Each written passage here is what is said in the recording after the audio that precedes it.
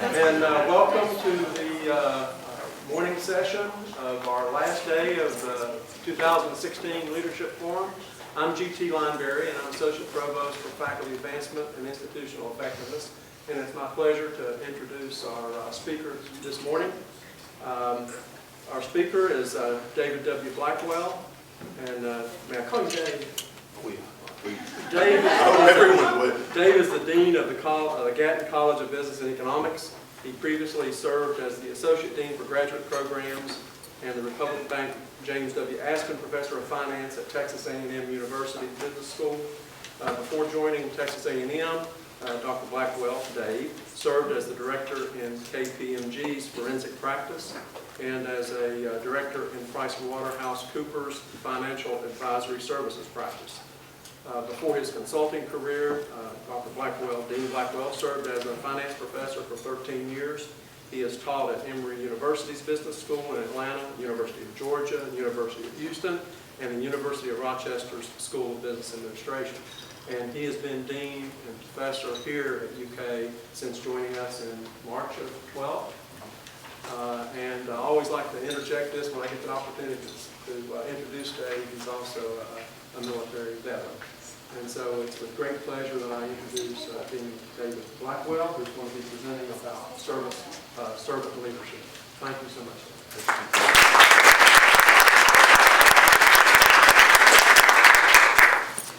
When I was preparing this, I didn't know there were going to be so many high-powered people in the room. And so I'm a little wary because everything I know about leadership, I could tell you in 5 minutes. I have no training. Everything that I'm going to talk to you about are things that I've learned from some successes and some failures. I've learned them from observing others and trying to sift the good from the not so good. And a number of the ways that I try to behave in my leadership role is really predicated on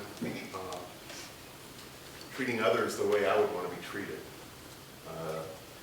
And a lot of what I try to do, at least, has been validated to some extent through reading a few books. I don't read a lot of books on leadership because a lot of them are just cliche.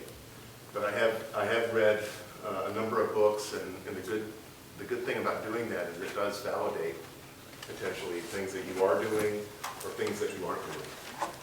And so a lot of what I'll talk about today is based on some of those readings and trying to correlate those with my experiences. I'll start by raising a question that you probably heard this week, and that is this dilemma or this debate between whether leaders are born or made. I don't really think it's either. That's my opinion. I do think that there are some fundamental character traits that you have to be successful as a leader. Where you get those, I don't know. Your grandparents, your parents, the Boy Scouts, your football coach, wherever you get those along the way, when you get to a formal leadership role in a big organization like the University of Kentucky, hopefully you've got integrity and you are willing to respect your colleagues. I mean, I think those two are absolutely essential. Given that you've got those as a foundation, you can learn a lot of practices. So it's not just you're a born leader. You can learn how to do things to make yourself more effective as a leader and to make your organization better. And in my case, I was kind of forced by GT and Sanja to confront my my package of leadership skills, such as they are. And I guess what I came to is that to some degree, at least I try to behave as a servant leader, and I'll describe what that is in a moment. But as I looked at my particular situation, the elements of servant leadership that I think reflect how I treat people, or at least I try to. I don't always succeed. You know, trust, respect, and empowerment. And as we go through the discussion today, I'll try to highlight where I think those apply.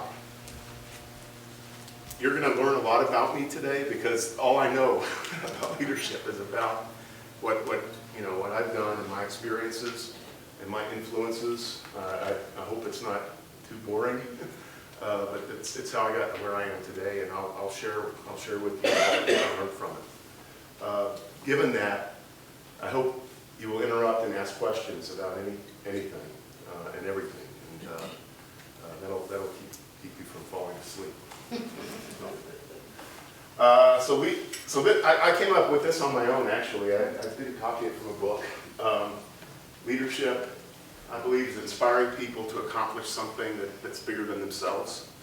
And it is inspiring people to sacrifice for the greater good. So when I say sacrifice for the greater good, I mean that as a leader, you are able to persuade people that your vision is worthy of sacrifice to get there. And sacrifice means that maybe, in a broader context, sacrifice to me means if you're going to follow that leader's vision, you're going to have to do something that may not always be something that you like to do or want to do. And you could couch that in military terms very, very clearly, because I don't think any soldier ever wants to go into to hear a shot fired in anger. But we're at a university, so it's a little bit friendlier than that. And A little bit. A little bit. Occasionally. I'm not even going to mention anything about my recent few weeks in the Senate. I think the main thing is that you're as a leader trying to inspire people to make things better, to make the organization better. And so that's sort of how I view leadership. Now, servant leadership is maybe a little bit different. It's more about how do you get there. And really, this is not my idea. This was written about dozens of years ago by Robert Greenleaf. But the two elements of being a servant leader is first the desire to serve, and that's first. That's first. Is that you want to help your colleagues. You want to help your colleagues to be better people. You want to help them to advance in their careers. You want to give them opportunities to learn and develop. And as I reflect on my career in the military, as a faculty member, in consulting, I've just been driven by, I want to help people. I want to please people. And now sometimes that's a flaw, but the pleasing people part sometimes is a flaw. And so you really need to want that, and that's really what is motivating you. Then the second part is just that you have an aspiration to lead, and it's a conscious choice to lead. And so you have those two elements, and you're a servant leader. And so again, the key thing is that, are you going to be a leader first or a servant first? And I think that's the critical question for long-term success. I think that the greatest leaders are servants first. And the reason is that leadership roles can be taken away. I mean, I could be fired as dean tomorrow, or I could, my term can be up and it's time for me to go back to the faculty. Does that mean that I'm no longer a leader? Not necessarily. So I guess my quote to go along with that is from former Secretary of State, General Colin Powell, one of my great influences, actually. And he says, never let your ego get so close to your position that when your position goes, your ego goes with it. In other words, you are a human being. You are a servant to others within the context of your organization or your life. And that can't be taken away from you. And you shouldn't be so embodied with your title and your position that when your position or your title goes away, that you're deflated. It's just another way you have, another path you have of influencing people. And so your servant nature can never be taken away. And so there's a little book that I read a long time ago called "You Don't Need a Title to Be a Leader." And it's all about how people in organizations can influence others and make the organization better without ever having a formal title. By just being an example, by treating others with respect. And so that can never be taken away. So that's why I think that you always want to be the servant first. And then when the leadership opportunities come and there's a good fit, you should embrace them. So here are some characteristics that Robert Greenleaf says are dimensions of success as a servant leader. And first is some beliefs. A servant, and I want you to keep these in mind, because as we go through the rest of the morning, I'm going to present to you some influences on my life and my leadership role. And as I've been preparing for this, I've been trying to evaluate those people on these dimensions. So hopefully keep those in mind as we go through the rest. But at a fundamental level, we believe that every colleague deserves kindness, respect, and trust. In other words, treat others as you would want to be treated. And then you need to believe that your colleagues, the people that are on your team, the people that you're working with in your organization, that they are motivated by helping others to succeed. They want to serve as well. And of course, there's some inspiration that has to get them there, but and it helps that there's a shared vision and shared values in the organization to help achieve that. So how do servant leaders behave? What do? They listen inclusively. Listen inclusively. That's important in higher education, especially in public higher education. We're not a military unit. You can't fire people very easily. So you've got to win people. And you win people by listening, and listening sincerely, and listening to everyone, or at least listening to all of the constituencies. And certainly, the most successful leaders in public higher education do listen. And they do engage with students, faculty, staff, the governance system, the policymakers to make the organization successful. You teach and you mentor. This is a force multiplier. You have to be willing to, my biggest failures as a leader is if I have time, I'll mention a couple of them. It's a long list, by the way. But I'll mention a couple of them that are the least embarrassing. But they were because I failed to delegate. Because I took it all on myself and tried to gut it out by myself, and I failed. And what I should have done is stop myself and recognize, wait a minute, I'm not getting there. I need help. I should go ask for help. And that means being able, you have to trust the people above you, right? To go and ask them for that help. You have to trust your colleagues, your contemporaries, in order to ask for that help. You have to believe it's not a sign of weakness to ask for help.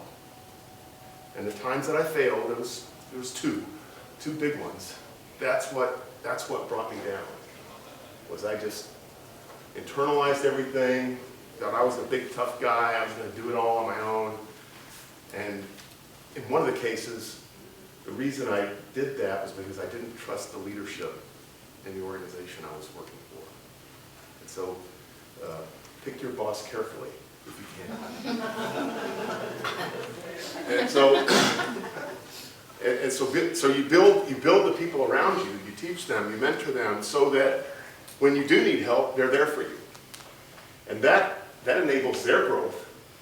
That enables them to basically do what it is you're already doing. And that frees you up to grow.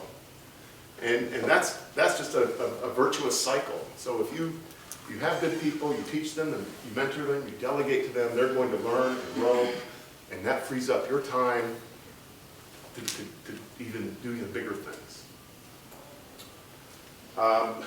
Accountability is huge. And we have to hold ourselves accountable, and we have to hold each other accountable, but in a respectful way. In a respectful way. You don't have to raise your voice. You don't have to yell and scream. You don't have to use profanity. You can be accountable in a very kind and respectful way, and servant leaders do that. It doesn't mean you won't get that icy stare occasionally. And then you basically, you live that way. You set the example and live that way, and do the best you can. None of us is perfect, however.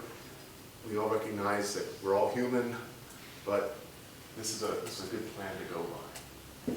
So, because everything I know about leadership fits into 5 minutes, I'm gonna have you at your table think about.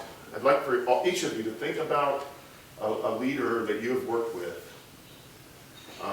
You don't have to name names, but think about a leader that you worked with and kind of evaluate, is this person a servant leader or not? And what was the most important trait about them that led you to respect them and to trust them and to want to work for them? So if y'all would just reflect for a couple of minutes on your own, then at your table, I'd like to hear from each table what's the number one trait that comes out among everybody at the table. So if it's listening, or if it's mentoring or delegating, whatever these dimensions is the most frequent trait that comes up at your table. Because each of you will have 2 or 3 traits that will be about the leader that you're thinking about. So I'm just curious to see what comes out as the most frequent trait of servant leadership from each table. Does that make sense? Okay. Talk amongst yourselves. Be careful.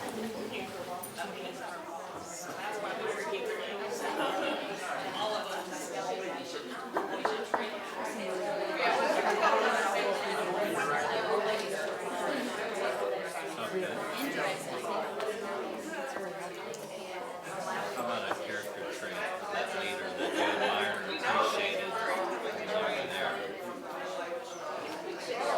I would say, so my first real job after college, I worked directly for provost, which was kind of fun. He's 20-year-old, and he's very soon. So John heard that was different, but he was a mentor, and I'm still in contact with him today. He was really good at the listening part. He had nothing to say. But he listened to me. He was very respectful, and he was probably cringing on the inside.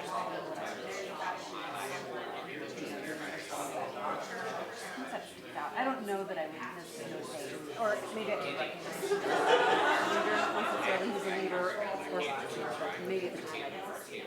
But either way.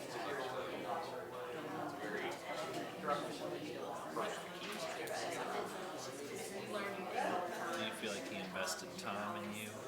Absolutely. Yeah, which is kind of incredible again. Also, like we live in a staff. Also, he would come and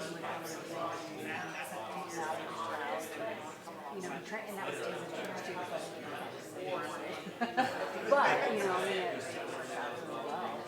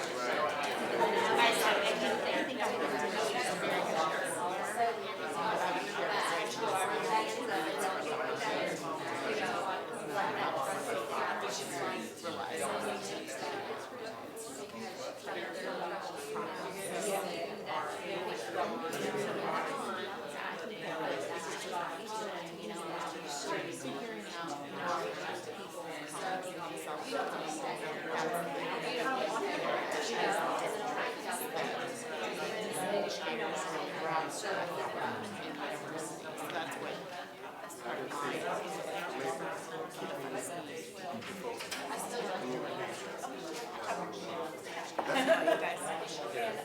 was gonna say the last institution I was at, my boss always made time to meet with me one-on-one, like every other week. And it would not be, there was no work related, it was always just talk, see where you're at personally.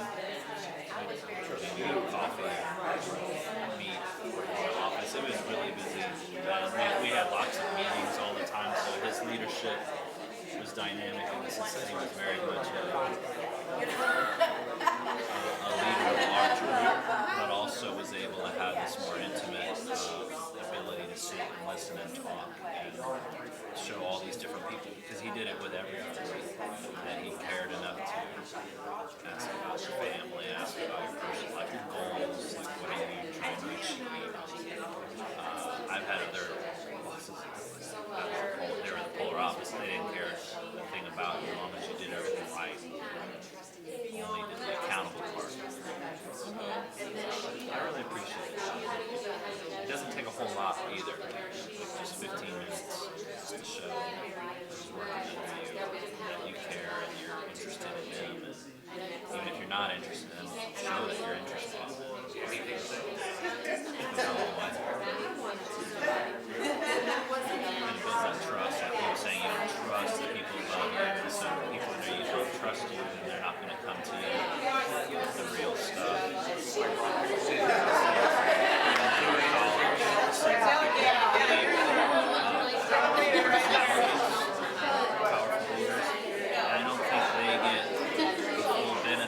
That's a strength of theirs, but it's also a weakness because they don't get the full benefit of the people that work around them because they're tiptoeing around them and they're not telling them everything. So they get an echo chamber of, yeah, a lot of nodding. It's not really effectively if they don't tell them.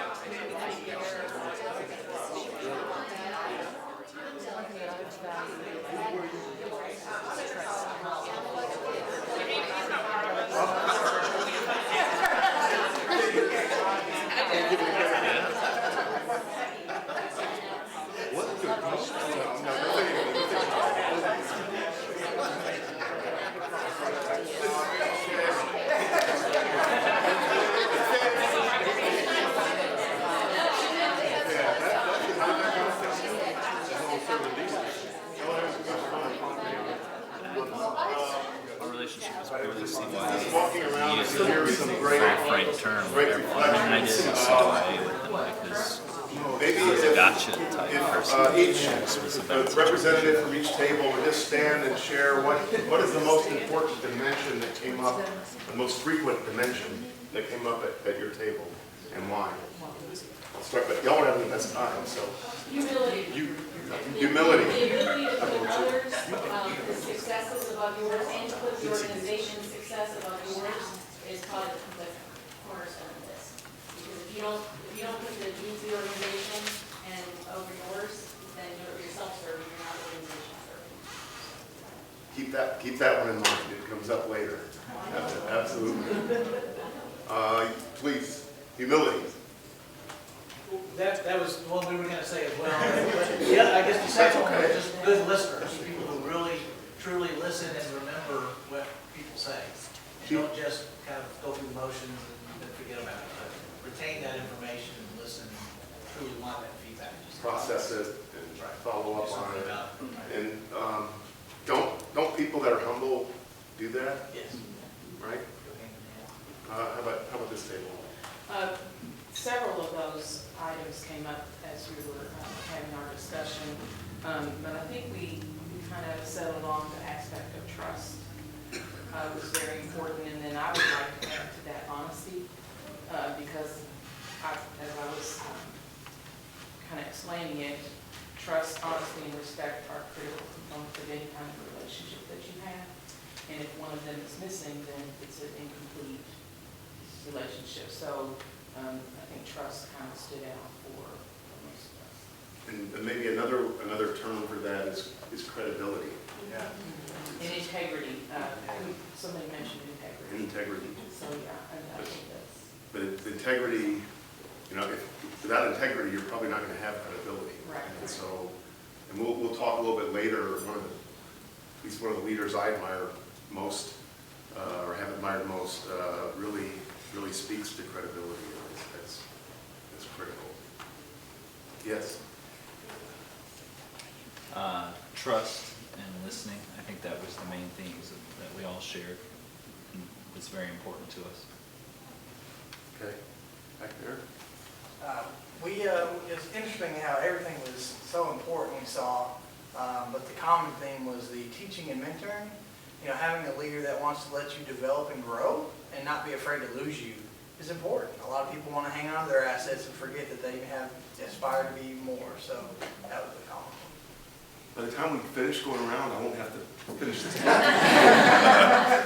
that's definitely going to come up later. Yes. Thank you.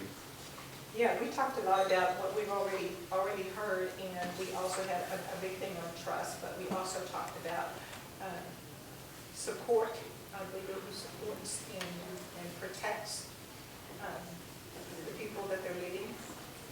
So a leader that supports and protect. Supports and protects the people that they're leading. Yeah. Supports and protects.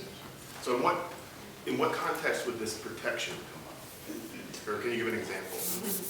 Well, it came from over here. You don't have to name names. Yeah, but she talked about a person who knows that when things go awry, that person is going to be there and is not going to leave them out on the limb alone, that person is going to be there to build that team and to lead, which is what a leader does. One of the elements of highly successful organizations and of leaders in highly successful organizations is a willingness to take risk. And to recognize that when you take a risk, there's a probability distribution and there's some chance of failure. And that if you fail, if you move ahead in good faith, trying to do something to move toward the vision that's consistent with the values of the organization, and you fail for something that was unpredictable or beyond your control, or even if you had a personal issue that caused you to fail, you just got to learn from that and move on. Now, if there's a long pattern, that's another issue. But discrete failures are discrete opportunities to learn. That's excellent. Thank you. How about this table? Okay. You're elected. There you go. Well, I personally put the two together, but everybody agreed, I think, that the teaching, mentoring, and delegating is all one, really, because I can know a lot of things, but I can't do it all. And to teach it to somebody else, yes, they may go away, they may be, it empowers them, but it also builds a team and camaraderie that we all have this in common, but to be able to teach it and mentor and delegate it. If I'm not here, I'm not always going to be here. Something could happen. I need help. You need help. I need to know your job. And it kind of just, it makes it back into a team. It's not I'm telling you how. It's let's do it. Let's. And that's not frequent enough at institutions of higher education, I have to say. And it's because of our structure. And many of you in here are staff members. How many are staff members? Yeah. And so when you, and Kim, I'm not picking on HR, okay, but this is the nature. This is the nature of every university. Is that we do face a lot of regulatory constraints, and so it's not the same as being in a private organization, even a private company, where it's kind of easier to move people around into different roles as they grow, and it's really a challenge in higher ed. So what ends up happening is a lot of cases, for someone to advance, you've got to move outside of your unit or outside of your department, outside of your college, or you might have to move to another university. Each university only has one president, one provost, each college only has one dean. So, if you're going to be a leader, you've got to recognize that some of your best people are going to lead you. And actually, that's good for you. It's good for the organization. It's healthy. As long as that's the reason, it's healthy to have that turnover and to have people grow. I mean, that, you know, in consulting, we used to say that everybody you talk to is either a client, a future employee, or a future boss. And so we should all remember that in higher ed, and be unselfish when we're trying to help our people advance. And that's really serving that person. So you're being a servant. That's excellent observation. Oh, we started on the, I think the majority was the teaching and mentoring. Like he was saying, all the other aspects kind of come underneath there. Originally, I was going to say the top one, with the respect and trust, but I got to thinking those things are earned, and then when I think about the person that I ended up being great friends with, which she also became, she was my mentor and teacher, but she really was not the manager. But she had all these other aspects, but at the same time, she was mainly a teacher and a mentor. And she had the skills that she taught me, and then we worked together as a team because he was gone all the time, being a head honcho person. And I was thinking, we didn't have that respect and trust was not there at first, because that's what I was telling them. She was a young white female, and I was an older black female. First time that she'd ever really had interaction, a direct interaction with a black person, actually from where she was from. And now, this is like 2016, this was back in 1984 when I met her. And I looked to her as she taught me the business aspect of things. I mostly worked in nonprofits. But we didn't have that trust. She kind of mistrusted me, was a little afraid, intimidated. Because of the cultural divide. Because I was older and because I was a black female, and she didn't know how it was going to work with me taking orders or her delegating me. And it turned out we was the best team. We ran HR at the electric company, which was a predominantly male, white male organization. That's an excellent point of departure. And one is, you know, if you don't have these beliefs to start with, then there's probably some character flaw there, and it's going to be hard to develop that trust if you can see through to those. So it's really important that you believe these things. And if you don't believe them, maybe you should choose another path to your career. Okay? Yes, sir. Is this a new model for higher ed? Because I've never seen this sort of servant leader before. You know, and to some degree, people will say, "Oh, it's kind of soft." You know, as a leader, you're known as being tough and hard and firm, and so this is a different side of the leadership. And also, you talk about any prominent leaders out there that have this sort of model that we know of. So we're gonna go through some cases, Okay. but I'm not sure that the people that we're going to talk about would necessarily represent themselves as being servant leaders. But they're all going to have some common dimensions, and it's really not. This isn't soft at all. I don't think. I mean, if you know, and you're going to find out I have a military context for a lot of things, given my background. But there's a couple of the people we're going to talk about. In fact, all of them have had some connection to the military.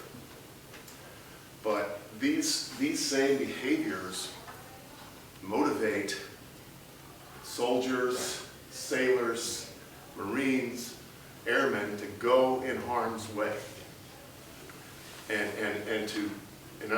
There's an anecdote I'll give you later, but of course there's a time when you're in the heat of battle, or you're in the, it's, fourth down, and you're on the goal line, and coach is jumping up and down and yelling and screaming at you, let's see, this is a quote from my high school football coach, who's going to come up on a later slide. His name is Marshall Patterson. I graduated from Fort Campbell High School. Coach Patterson won 3 state championships in football in Kentucky with a bunch of Army brats. And literally our teams turned over every year because our fathers are being shipped all over the world. And he basically used to tell us that if I'm not in your face and correcting your mistakes, it means I've stopped caring because you've stopped delivering, you've stopped trying. So there's a context of that behind this, I think. You know, call it tough love or whatever. The other element that you raised is critical in higher education, and this was actually the point I was going to bring it up. This talk is about, or this whole week is about inclusive leadership. And I wasn't exactly sure what inclusive leadership meant. Servant leadership, I think, comes pretty close because you got to treat everybody with kindness, respect, and trust. And you know, we talk a lot about diversity, achieving diversity on this campus, and it's critically important. I mean, there's two reasons it's important. One, it's the right thing to do. It is the right thing to do to serve all the people of this state and all the people of this country and all the people of this world. And you know, we can't do that effectively if we don't understand where they're coming from. Just like you mentioned with this colleague that you worked with, you know, many years ago. So we have to teach each other and our students how to behave in a world that's just very diverse. The right thing to do. Second, there's demand for it. Okay, I'm talking like a business professor now, but there is a demand for diversity in the marketplace. I worked in two companies, two Big Four accounting firms. Nicole worked in a Big Four accounting firm herself. We were charged all the time with building diversity. I mean, the accounting firms invest in building a stream of diverse employees.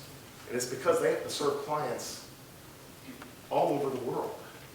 And so that demand is there. And we owe it to our students to provide them with the skills and the knowledge they need to function in that kind of world. So there's really two reasons it's important in higher ed. And I think, you know, when we talk about achieving diversity, we first have to treat each other on this campus with kindness and respect and trust. And that's a value that needs to come from those are things that need to come from the top repeatedly. If we aren't doing that on a day-to-day basis, we're never going to attract a diverse faculty, or as diverse as we need to. So it's not about just understanding differences in culture, ethnicity, religion, sexual orientation, whatever perspective you may be coming from. Yeah, it's important to understand those. But if you just step back from that a minute and forget about how a person looks and just treat them with kindness, that's a great start for all of us. And that's, you know, that's being colorblind in a sense, right? You just treat everybody with kindness. So, anyway, I'll stop my preaching about that. So, I'll just touch on this briefly. You probably have heard it this week, but there is a difference between management and leadership. And, you know, I think, you know, managers often evolve into good leaders, but leaders are really establishing the big picture, the vision, getting people into the right places, hiring the right people, motivating, inspiring, and it's all of those things that really produce the dramatic change that big organizations like UK are often looking for. So these are some elements, but here are some things, some other ways of thinking about it. So a manager has employees. A leader wins followers. Managers react to change. Leaders create change. By the way, I'm going to hand this out later and make it available, so you don't have to worry about taking notes. Managers communicate, leaders persuade. Managers direct groups, leaders create teams. managers try to be heroes. So what was I trying to do when I was toughing it out on that project? And I was trying to be a hero. I should have asked for help. I would have been a hero of everybody around me had I done that, instead of internalizing it. Managers take credit, leaders take responsibility, and they also give credit. Managers exercise power over people. Now, some of this is pejorative by an extreme by intent. Leaders exercise power with people. I'm going to give you a great example. One of our most successful alums of the University of Kentucky is a gentleman named Rodney McMullen. Rodney was an accounting student. Rodney was an accounting student in the Gatton College. And he started working as a sacker at Kroger's. After he graduated, he continued working for Kroger. And then he became treasurer. And then he became CFO. And then he became president. And now he's chairman and CEO of Kroger. Now this is a massive, massive organization. You've never met a man more humble. Never. When he comes to the Dean's Advisory Council, when we go around the table and introduce ourselves, he says, in a very humble way, I'm Rodney McMullen, I work for Kroger.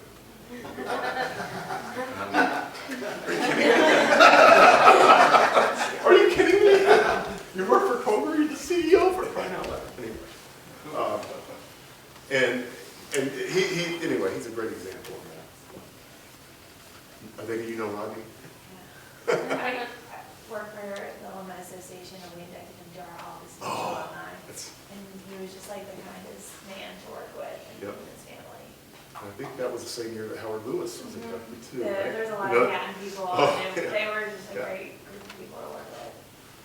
So a little bit about our landscape, because as we continue these discussions about specific people and what they've done in different contexts, let's try to apply what we're learning to our situation. And I hope this motivates why I think servant leadership is the right kind of model to apply in higher ed. One, let's look at we've got these missions. The success of our students, we want to, on the research and creative work front, we want to create knowledge and beauty for society. We want to engage with our community and transmit what we're creating to the community and help the state. And we've got all of these constituents, especially as an institution of public higher education. Our students, faculty, and staff, of course, but we live in a local community that we have to engage with. We've got policymakers in Frankfurt that we have to deal with.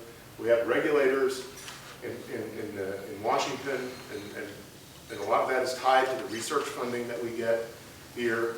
So we've got a lot of people to keep happy, and not all of those people have the same objectives necessarily, and it makes our jobs very, very complex.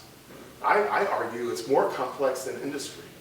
In industry, I can just get up in the morning and get on the Bloomberg terminal and look at the stock price and how it's moving, and that tells me how the organization is doing. But in higher education, there's all of these dimensions that we have to consider. And at UK, we're primarily concerned about, right now, retention and graduation rates, inclusivity, diversity, and equity.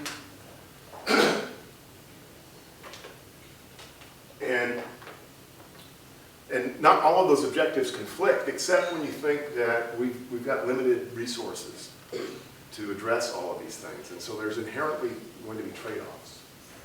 And that means that the leaders at UK are never going to be able to keep everybody happy. Because whenever you shift resources from one priority to another, somebody's going to get upset. Okay? I'll just tell you. All of this is being affected by the competitive landscape that we're in. It's becoming more and more competitive. And by that I mean especially to recruit students. I mean, there are regional comprehensive universities around the state are struggling to keep up their enrollments. They're having to deal with budgetary issues. There are small liberal arts colleges in this state and around the country that are struggling, and it's because the demographics of higher ed, at least until probably the mid-2020s, are shrinking. They're not in our favor. A smaller cohort of high school age students coming into the pipeline, for one. And number two, out-migration. So there's still this out-migration from kind of the north to the south. And in particular, you see in states like Florida, Alabama, Texas, Arizona, higher education in those states is flourishing. It's flourishing. And part of it has to do with just the fact that businesses are moving away from the Northeast and the Midwest into those areas. And when the businesses move, people and the students move with them. So we've got to think about that competitive landscape as we try to do our jobs as leaders. And I mean that to everybody in this room. When we introduced our freshmen, or I met with our freshman class this year in the Gatton College, I was surprised at the number of kids I met from upstate New York and Long Island. And I asked one of them, I said, you're from upstate New York, why did you come to UK? And he said, well, my parents and I were down here, we were driving on our way to some other college visit. We stopped on campus, and the people that were on campus were so nice to me and so welcoming to me, I decided right then, given how nice the campus was and how nice the people were, I was going to come to UK. So whoever that staff member was, an engagement person, thank you. But that's leadership, right? That's probably somebody without a big lofty title. That's just someone walking around campus, leading.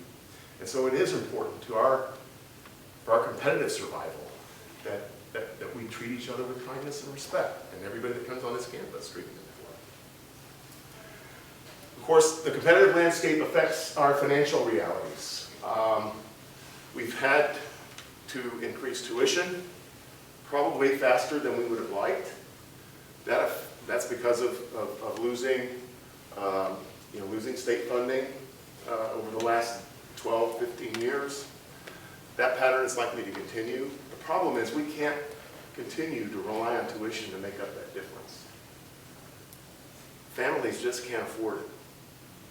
And we have a mission as a land-grant institution serving the state to create an affordable educational opportunity and for our students to get out here and have a decent job and not a pile of debt. And so this is a really complex set of things that we have to manage. What does that mean for you? It means we've got to be efficient. We've got to be focused. We can't be wasteful.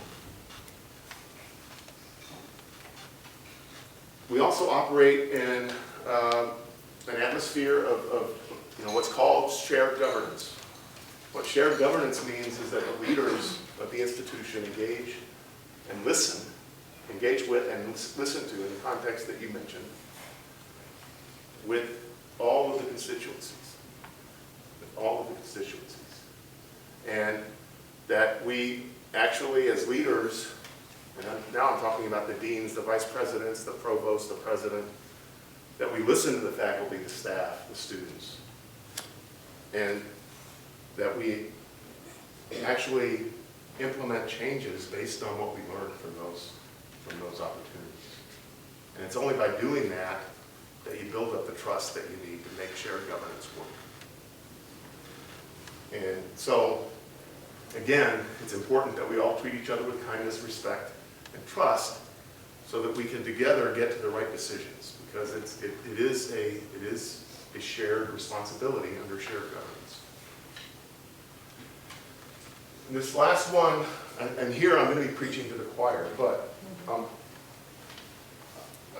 just going to say that I have seen instances at the University of Kentucky since I've been here of a deep-seated culture of faculty versus staff. You know, here are the faculty, here are the staff. And I'm really not trying to preach to the audience because I practice this in my college. I try to tell my colleagues that, look, we're all just colleagues, okay? We have different roles, but no role is more important than any others. I mean, you know, my assistant is probably the most important person in the building, actually. I mean, she gets a lot done. She's running around on roller skates all the time, but and so there's still some vestiges of that culture here, and I just challenge you to think about that. Most staff members actually don't report to faculty members. Most staff members out in the colleges and the departments are there to help the faculty members do their job better. So staff members that are in that kind of role know that most faculty appreciate what you're doing. There are a few occasionally that stray and perhaps treat a staff member with less than the respect they deserve. And I will say in my college, when that's happened, it's happened maybe twice, I brought the faculty member into my office and I tell them, I say this to them, and I'll say it in this tone of voice. I'm really angry with you. I'm not going to yell at you, I'm not going to raise my voice, but I want you to know that I'm really angry. And I'm angry because you wrote this nasty email to one of my colleagues, a colleague that I respect. Please don't do that again. It gets their attention. Even though I'm not yelling, I know you didn't do that. I'm scared.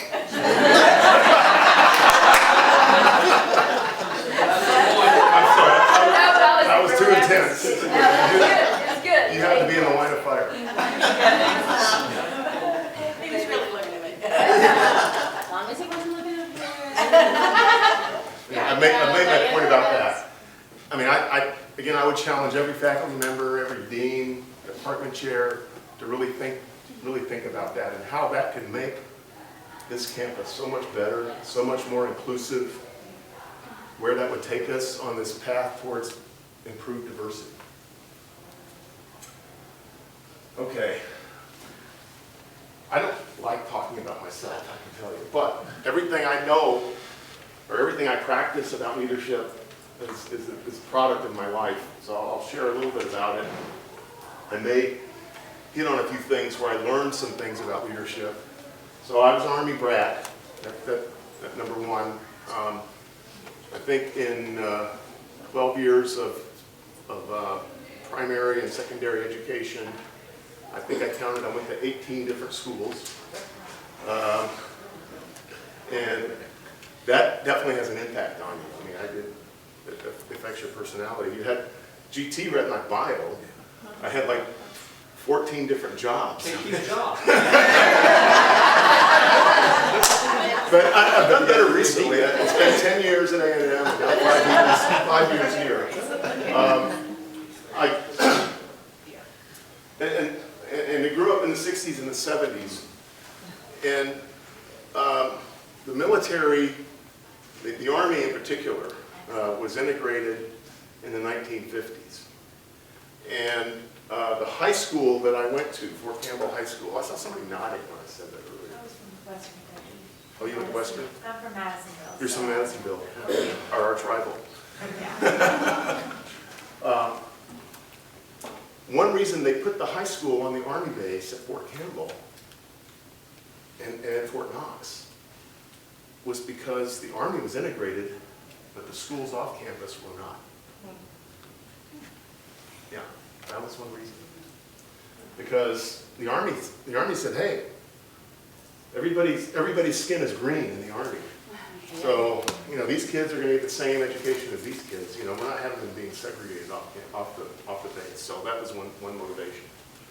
And so that's affected my my view of the world. I mean, I've been in a diverse company my entire life. I was also an athlete. Of course, basketball, football, you're in a team sport. You learn a lot about leadership there. I thought I was a musician performer. I sang in high school. In particular, I was in the choir, the vocal ensemble. I did Broadway musicals. So there's a lot of teamwork involved in that, if anybody's done things like that. After high school, I joined the Army, and I only had until 11:30. We'll just get as far as we get. And then I left the Army, basically went to college, finished college, got my PhD, became a professor, a researcher.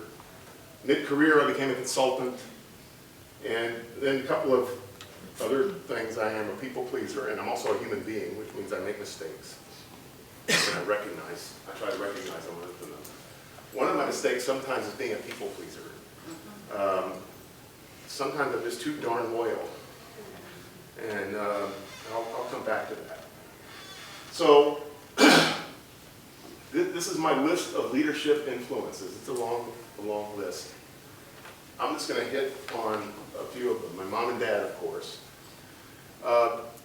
They weren't leaders, but they were definitely servants. I mean, my dad was not an officer. I was a first-generation college student.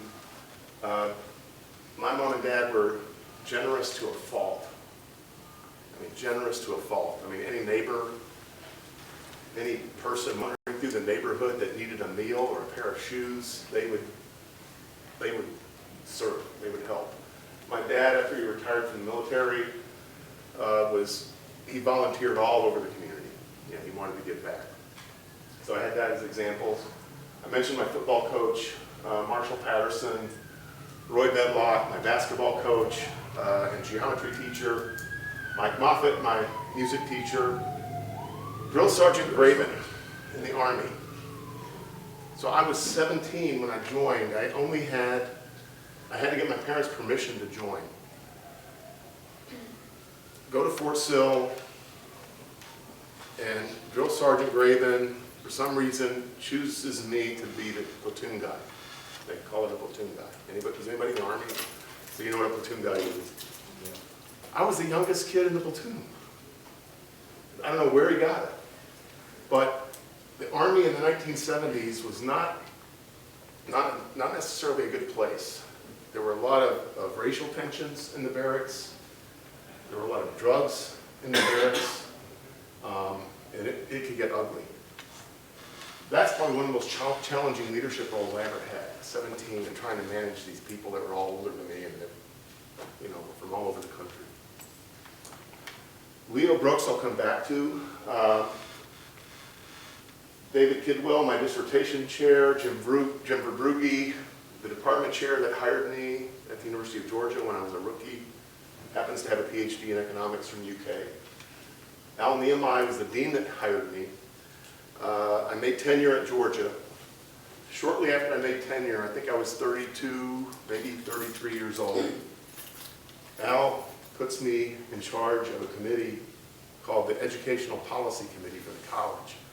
This is the committee that manages the strategic plan and writes the strategic plan for the college. And he put me in charge of it. And then I had to sit on the executive committee because I was on that committee, and then we had to rewrite the strategic plan and make a proposal to the provost for more positions. And we got it. That's one of my proudest accomplishments, 32 years old. I don't know what he saw. Colin Powell, I hope everybody knows who that is. Bob Gates. Bill Flores, a self-made, very successful businessman who is now in Congress. And then the last four are alums of the University of Kentucky: Bill Gatton, Howard Lewis, Bill Seal, and Jim Stuckert. What a privilege to get to know all of these gentlemen.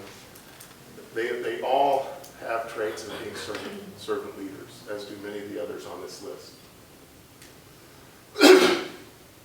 So, the gentleman on the right is General Leo A. Brooks.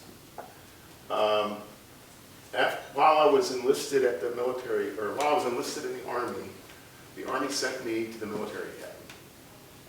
And I spent 2 years there. This picture was taken in April of 1979. That's me on the left, in case you were wondering. I had some hair, a little bit thinner. That looked a little scared. It was intense. I'll never forget that day. This is my proudest accomplishment in life. Leo was the commander of the 4th Regiment of the United States Corps of Cadets at the U.S. Military Academy. That meant, and he was a senior at the time in the class of '79, and he was responsible for roughly 1,000 cadets in our welfare and our leader development. And as a freshman at West Point, you're called a plebe. And plebes, basically, we were the slaves of all the upperclassmen. So we had to deliver their laundry, deliver their newspaper, pick up, their dry cleaning, you name it, and take all kinds of abuse. But I got the award in April of 1979 of Plebe of the Month in the 4th Regiment. and I never forgot about Leo. There's Leo today. He was beloved. He was absolutely beloved because he was kind to everybody. He was kind to everybody. And when he spoke, everybody got quiet and listened. At that time, he was probably 21 years old, but he knew how to practice that kindness and respect. And he went on to great success in the Army. He became a brigadier general, which is unheard of. He ultimately became commandant of cadets at the military academy, and he's currently a vice president with Boeing. He came by it honestly. His father retired as a general, and his brother, his younger brother Vince, is a 4-star general now, and is in charge of all of the forces, U.S. forces in Korea. General Colin Powell, born in Harlem, a son of Jamaican immigrants, became Secretary of State, worked as National Security Advisor, Commander FORSCOM. FORSCOM is basically all the Army forces in the United States, in the continental United States. Became Chairman of the Joint Chiefs of Staff, and if you read his autobiography, you know he likes to work on old Volvos. When I read his autobiography, that's probably been 15 years ago. In the very back, he had a list of 13 rules for leadership. And I actually photocopied the page and cut it out and put it up on my bulletin board in my office so I would see it occasionally and reflect on it. Some of these are self-evident, so I'm not going to bother to explain, but it ain't as bad as you think. And if you look further down the list, it says perpetual optimism is a force multiplier. So, stay positive. The one I really like is get mad, then get over it. And if you can't get over it, then you need to leave the organization. You've got to find a way to leave certain things behind and move ahead. That means you've got to trust your leadership. You've got to trust your leadership and respect them. I don't always get my way with the provost or with the president. That doesn't mean I take my toys and go home. I just try to listen to what they're saying, understand their position. I realize that I have to advocate for my college and my colleagues. But once they make a decision, I'm done. I'm moving ahead and advancing the university. I'm not grousing behind the scenes and sending op-eds to the Herald Leader. I just think that there's sometimes on this campus, some of our colleagues have lost civility when it comes to understanding what the top leadership has to balance. And I've kind of showed you how complex it is. Of course, the quote we talked about earlier, it can be done. That's, again, another positive statement. Don't let adverse facts stand in the way of a good decision. So collect the facts, right? Collect all the facts. Make the best decision given those facts. But don't waste so much time collecting all the facts that by the time you get all the information you think you need to make the decision and be 100% right, you may have missed the boat.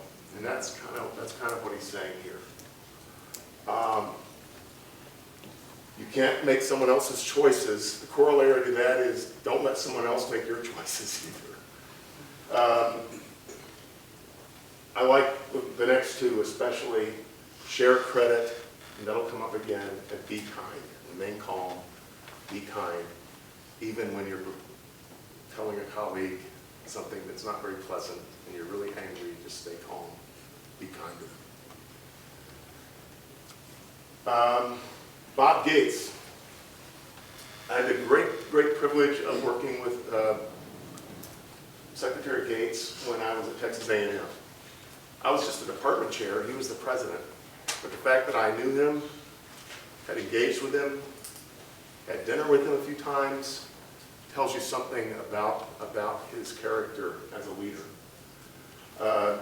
He started out as an Air Force officer, became a CIA director, ultimately retired, stepped down from that role as CIA director, was on lots of corporate boards, including Fidelity, mutual funds, made a fortune doing that.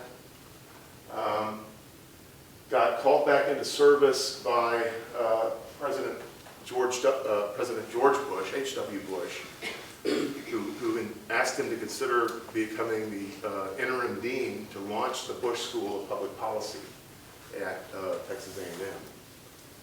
While he was interim dean, the president search started, and he got the nod. He made, I don't know, he was president about 5 years, I think, and just did unbelievable things. Established a great vision, got buy-in across campus because he was inclusive in his leadership style. And we ended up in a program that over 4 years we hired 450 new faculty members on that campus. Amazing. And it was a very inclusive process, how we got it done. And then he got called in by President George W. Bush to be Secretary of Defense, and he continued on after the election to work for President Obama.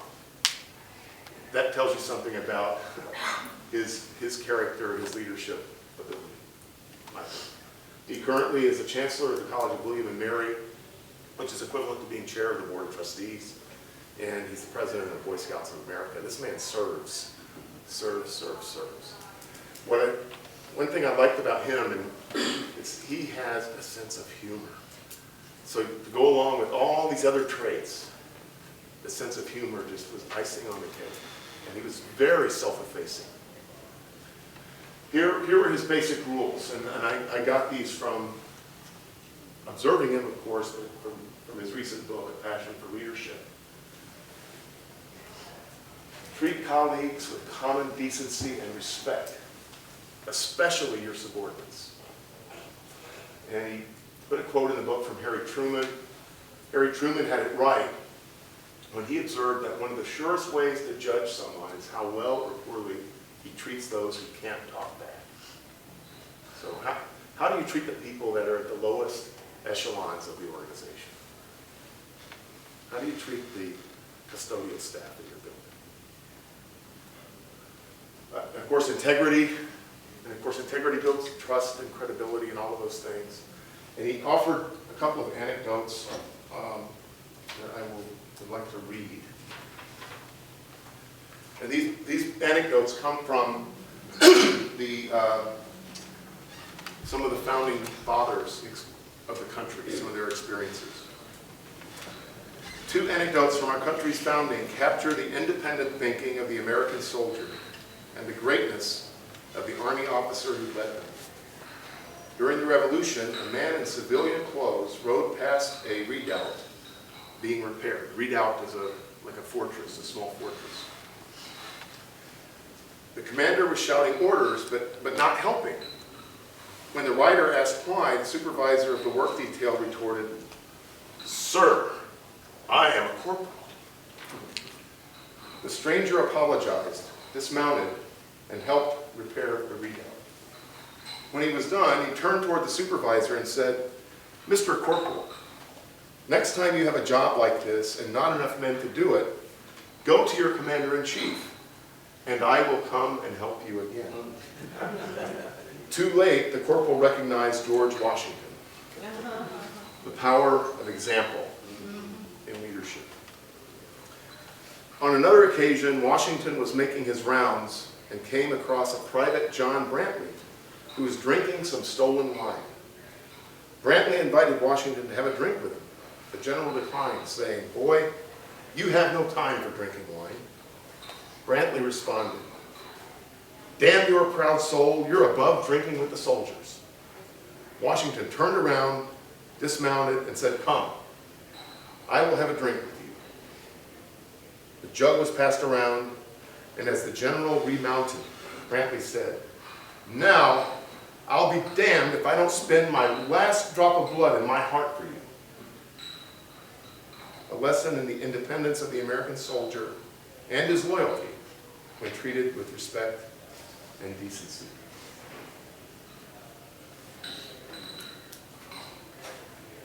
So I am going to blow past a lot of stuff and go to the end. And I'm going to send this out to you so you'll have the information.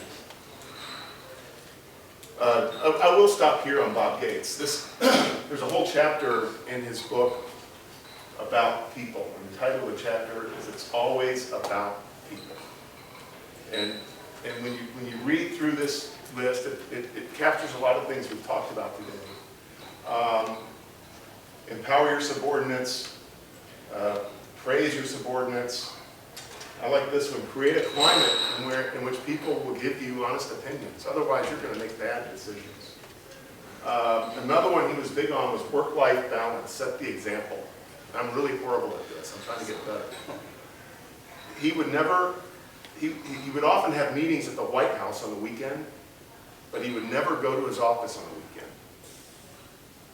He would come in the office at 7 in the morning. He would leave by 6, even if he was leaving before a lot of his subordinates. He wanted them to leave. He wanted them to take his vacation. He always took his vacation. He would go to work at home after 6, but he wanted his subordinates not to be following his example and staying there at all hours of the night. And for that reason, he would never go to the office on the weekend either. Even if he had to go to the White House for a meeting, he'd go back home if he wanted to work. So setting the example. And then holding people accountable, especially more senior people. You know, here he says, evaluate your team, empower, help, trim. If you have good people, empower them. Let them go. If you've got people that are trying hard, but occasionally failing, help them, teach them, mentor them. And if you have dead wood, trim it. But especially the more senior people. You know, if you let the senior people get away with murder, if you're a leader, it destroys morale in the entire organization. So after all of this reflection, and there's Jim Stucker, God bless him, you'll get this. What has worked for me? So I did a lot of reflection, and I came up with, this is really a first draft of the way I try to behave as a leader. My leadership style is to make careful hires and to provide extensive mentoring and coaching as needed. I make sure my direct reports agree with me on vision and initiatives. I provide them with the resources they need to accomplish the mission, and then I get out of their way. Frankly, that's because I just don't have time to do their jobs. Honestly, I don't have time. I need their help. I have found that bright, creative, and hardworking people who believe in the vision will find a way to get there. I tell my colleagues that there are many paths to the vision. Not my idea of the path may not be the best one, and certainly not the only right way. I trust them to find their own way and to openly communicate with me when they need support or advice. My colleagues know that as long as they are progressing toward the vision, and they're doing so legally ethically while treating others with respect, and being efficient with resources, I will stay out of it. If a colleague strays off the path, I am quick to correct them, but in a very respectful manner, most of the time. I've fallen short on that a few times. Colleagues progressing toward the vision within the parameters above can expect a lot of encouragement, praise, and rewards. I think that's what I've practiced over my entire career, and to the extent I've accomplished anything, certainly being dean at UK is the biggest accomplishment, and I've really got here because I try to be kind to people, honestly. And I really do enjoy serving people. It's, no matter what kind of role I end up in the rest of my career, that's always going to drive me. I learned that from mom and dad, so that's not going away. I will send you the slides, and thank you so much for listening and participating.